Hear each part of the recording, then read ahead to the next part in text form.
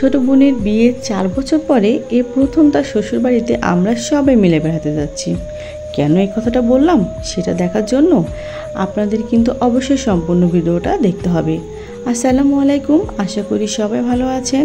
আলহামদুলিল্লাহ আমরাও ভালো আছি। তো এই ভিডিওটা কিন্তু কুরবানি ঈদের কয়েকদিন পরে করা। খুব সকালে আমরা উঠে গুড়ি গুড়ি বৃষ্টির ভিতরে গুছিয়ে রওনা দিয়ে দিলাম আমার ছোট বোনের শ্বশুরবাড়িতে। আর এই যে আমার 19 মনে কি যে খুশি, দেখেন ওকে যদি বাসা থেকে কোথাও বের করি কি যে খুশি হয়।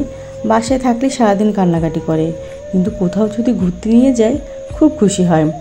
আর ওই দিন বাইরের ওয়েদারটা এত বেশি সুন্দর ছিল, একটু পরপর রোদ হচ্ছে, মেঘ হচ্ছে, বৃষ্টি হচ্ছে, সব মিলিয়ে ওয়েদারটা অনেক বেশি সুন্দর ছিল। আর আমরা কিন্তু খুব সকালে বের হয়েছি, যার জন্য কিন্তু রোদও তেমন একটা ছিল না, আর আমাদের গরমও তেমন একটা লাগেনি। আর আপনারা দেখেই তো বুঝতে পারছেন যে ওয়েদারটা কত সুন্দর ছিল। এইদিকে এই যে অপ্সরা, আমার ভিডিও যারা কম বেশি দেখেন তারা তো অবশ্যই অপ্সরাকে অনেকে চিনে থাকবেন। আর আমার মোবাইলটা যখনই সে হাতে নেয় তখনই একটু ঢং করা শুরু করে।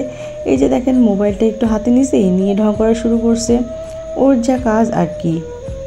যাই হোক, অপ্সরা কিন্তু আমাকে অনেক হেল্প করে ভিডিও করতে। এদিকে এই যে আমার সোনামণিটা একবার নানুর কোলে, একবার দাদুর কোলে, একবার আমার কাছে, একবার ওর ভাইয়ের কাছে, একবার অপ্সরার কাছে, এই করতেই আছে। ও কিন্তু প্রায় আধা ঘন্টা মতন জেগিয়েছিল, সব কিছু দেখতেছিল, অনেক বেশি আনন্দ করতেছিল, তারপরে ঘুমিয়ে পড়ছিল। আর এই যে কথা বলতে বলতে কিন্তু আমরা চলে যাচ্ছি রূপসা ব্রিজের উপরে। আর রূপসা ব্রিজে যখন আমরা উঠছি তখন থেকে এত পরিমাণের বৃষ্টি শুরু হয়েছে।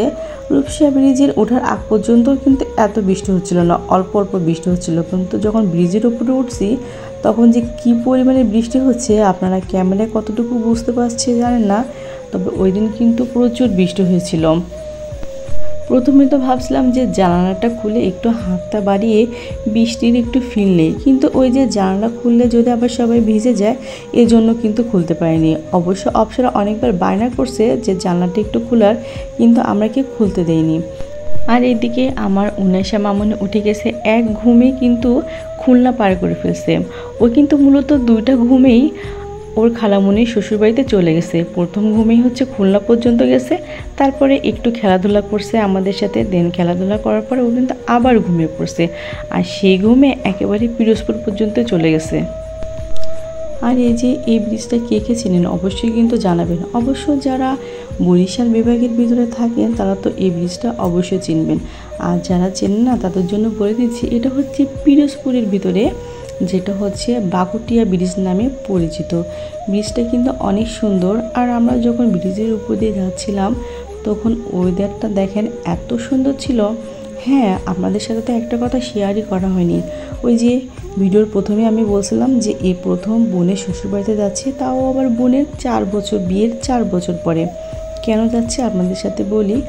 আমার বোনের কাবিনের পরে যখন ওকে অনুষ্ঠান করা হয়েছিল তখন আমি আসলে একটু অসুস্থ ছিলাম, এই জন্য বোনের শ্বশুরবাড়িতে আজ যাওয়া হয়নি। আর যেহেতু বোনের শ্বশুরবাড়িটা অনেক দূরে, এটা হচ্ছে পিরোজপুরে, আমাদের সাতক্ষীরা থেকে তো পিরোজপুর অনেক দূর, এই জন্য এত লং জার্নিতে আসলে আমার 2টা বাচ্চা নিয়ে যাওয়া সম্ভব হয়নি।